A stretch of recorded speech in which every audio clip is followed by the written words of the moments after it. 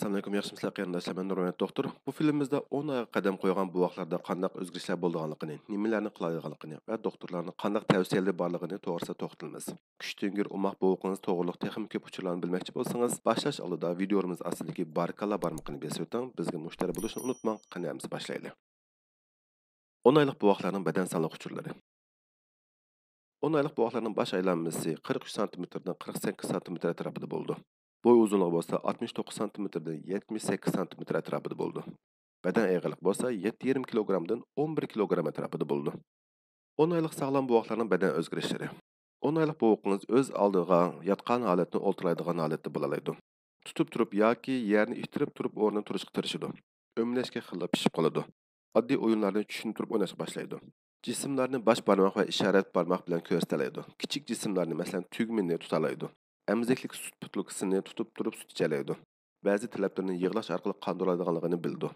İsmini chaqaganda inkas qaytariladi. Ya'ni ismini chaqagan tarafga qarayalaydi. Ba'zida qarab kulimsiralaydi. Ritmli takrorlangan ovozlarni, ya'ni dada, mama, aa, vava qatorlarni chiqaralaydi. 10 oylik buvoqa va ota-onalarga tavsiyalarimiz. Birinchi, bu oyda vaksinasi bo'lmasligi mumkin. Shunda bo'lsin, bosh aylanmasi, eg'irligi, bo'y uzunligini o'lchab xotir qoldiring. Buni har oyda qilishga ko'ning. İkinci, aldığın ayda bu vaxtını doktorga apırıp kan tekşiriş qilgan bolsanız, nəticələrini şu ballar doktoru yoki aile doktorunuz ko'rsatib məsləhət edishni unutmang. Doktorunuz şunun qarta sizga məsləhət berəlaydı. Üçüncü, boğuqunuzun ozuqlanışıga tangponluqqa diqqət qiling. Agar ana sütini elayotgan bo'lsa, hargiz kesib qo'ymang. Bo'lsa eng az 2 yoshgacha ana sütini uzib qo'ymang. Tamoqqa dori darmonlarni amal basamang. Tuzni cho'nglar qo'yganda ko'p samang va ya bek mayli qilib ketmasin. 4. Bu ayda helam kalusti ve hasanı vermang. Bularni 1 yaşdan keyin asta-asta başlasanız bo'ldi. 5. Bu vaqtning dam olishiga, bo'libmi uyqusini to'liq qilishiga yordam qiling. Bu vaqtlar bolalar uxlayotganda bo'y o'sadi, buni unutmang. 6. Bu vaqtni aptapga sundirib turing. Terisi aptap ko'rsin. Bu orqali vitamin D to'liqlanadi. Ammo bir qitimliq aptapga sunish vaqti bek uzun bo'lib ketmasin. Bo'lmasa terisi aptapda kuyib qilish ahvoli ko'rildi. Bundan sir temir moddasini doktoringizning tavsiyasi bo'yicha to'liqlab bering. 7. Bu vaqtlarga uygun bo'lgan dorilarni ishiltish vaqti bo'libmi, qizitma tushirish dorisining vaqti o'tib ketdimi, ketmaganligini ko'rib beqing.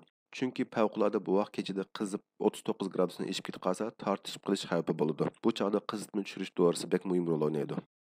8. Bu vaqtning put qo'llarini harakat qildirib bering. Har kun uxlashdan oldin butun badanni bir qitim tekshirishga odatlaning.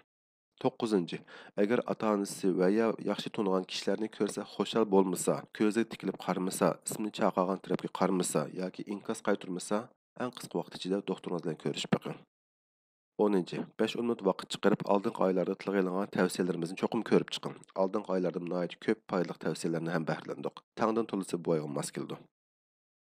Qadınımızda 12 ay ve onundan çoğun bulgan bu vaq ballarının her qaysi yaş davrida bedende ko'rilgan o'zgarishlarni ve tavsiyalarini qisqa ixcham meg'izli qilib ratlab chiqdik. Agar yuqorida deyilgan o'zgarishlarning yarimiga yaqini ko'rilmasa yoki benormallik ko'rilsa, oila doktoringiz va ya ballar doktori bilan vaqtida ko'rishib yiqishingizni tavsiya qilaman. Bunun sirt doktorlar tur bekitimizda ana yezig'imizda Uyg'ur tilida tayyorlangan bu vaq ballarning badan yetilish jadvali va boshqa yaxshi foydali mazmunlarni topa olasiz. Jiddiylashmang, siz cho'qim yaxshi ota-ona bo'la olasiz. Bu o'qingizdan salomat cho'ng bo'lishiga tilakdoshman.